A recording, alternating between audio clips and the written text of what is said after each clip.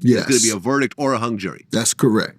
That's my belief. At this point, For decades, Judge Greg Matthysse stood as proof that people could outrun their past, that discipline and faith could rewrite destiny, and that a man who once lived inside chaos could later sit in judgment over it.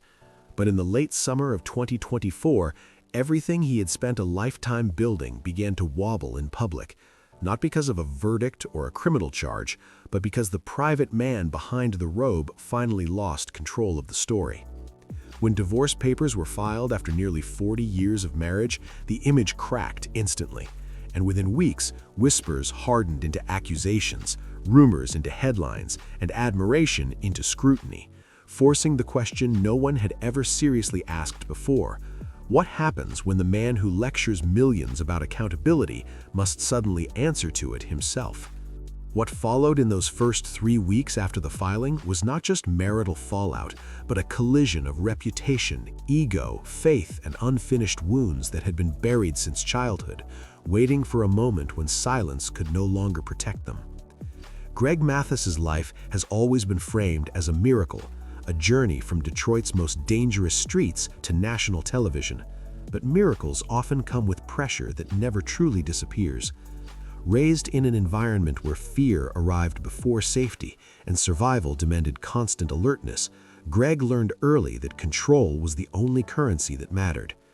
Growing up amid violence, addiction, and instability, he internalized a belief that weakness invited disaster, and that belief never left him, even after he exchanged street corners for courtrooms. While the public watched a calm, commanding judge who preached discipline and second chances, those closest to him understood that Greg lived with an internal engine always running, always pushing, always demanding more from himself and from everyone around him. That drive built his career, his influence, and his empire, but it also carved distance into his marriage long before any scandal reached daylight. Behind closed doors, the rhythm of Greg's life was relentless. Filming schedules, speaking engagements, production meetings, mentorship programs, podcasts, appearances, and endless responsibility created a world where achievement substituted for presence. Linda, who had been his partner since before fame arrived, slowly became the stabilizer rather than the companion, the one managing logistics, smoothing chaos, and absorbing absence. Over time, the marriage did not collapse dramatically, it thinned quietly. Conversations shortened, emotional intimacy deferred. Years passed without intentional repair because success kept offering distraction, and Greg, like many men forged in survival, mistook productivity for progress.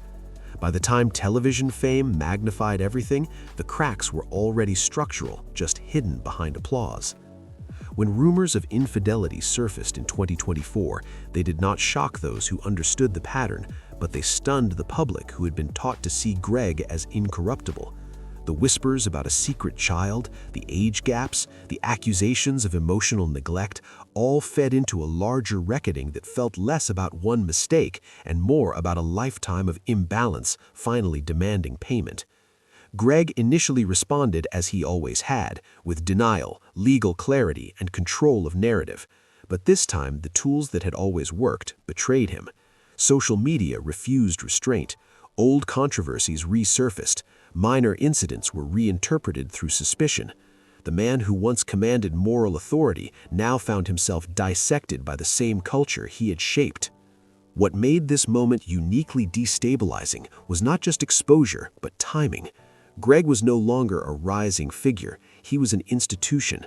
His identity had fused with the message of redemption so completely that any fracture felt existential. For years he had taught that transformation was possible, but now the world demanded proof that the lesson applied equally to him. In those weeks following the divorce filing, Greg confronted something he had avoided since childhood: stillness. Without the familiar structure of marriage anchoring him, without the automatic assurance of Linda's presence, the silence forced reflection. Therapy, once viewed as a resource for others, became unavoidable for him. Faith, once public-facing, turned inward. The man who once controlled every room now had to sit with the discomfort of being seen without authority. Linda's voice, when it finally emerged, reframed the narrative entirely. She did not speak of hatred or revenge. She spoke of neglect, of years spent holding the emotional infrastructure of a family while fame pulled her husband outward. Her clarity stripped the scandal of sensationalism and revealed it instead as something painfully common: two people growing apart while believing endurance alone was enough. When Greg admitted publicly that the affair was real, he broke the last illusion of invulnerability. The admission did not erase the damage, but it shifted the story from performance to accountability. For the first time, the judge stepped down from the bench of moral morality and stood inside the mess he had always warned others about. What followed surprised even his critics. Instead of retreating or doubling down, he leaned into the process he had long prescribed to others. Therapy was not a publicity tool, it was survival. Conversations once avoided were finally had. Faith was no longer symbolic, but interrogated. The marriage, once assumed permanent, was examined honestly. 3 weeks after separation, reconciliation arrived not as victory, but as decision, one stripped of fantasy. They returned together, not polished, but transparent, acknowledging wounds that could not be erased, only managed with intention. Greg's public message shifted from authority to humility, from instruction to confession, warning other men not about scandal, but about absence, about how easily neglect can masquerade as ambition. The fallout did not disappear. Some viewers turned away, others leaned in. The empire did not crumble, but it recalibrated. Greg's return to television carried a different weight. His commentary on justice now came from a place less absolute, more aware of contradiction. His podcast gained traction precisely because he no longer pretended certainty. The audience that stayed recognized something familiar in his unraveling: a man who outran his past only to discover that unresolved patterns do not disappear. They wait. In the end, the scandal did not redefine Greg Matthysse as much as it completed the arc he had been living all along. Redemption, he learned, is not a single climb out of darkness, but a lifelong discipline that requires constant repair. The danger was never his past in Detroit. It was believing he had escaped vulnerability entirely. What the public witnessed in 2024 was not the fall of a moral figure, but the exposure of a human one, flawed, defensive, and ultimately capable of growth only when control was surrendered. And perhaps that is the most honest lesson his story now offers.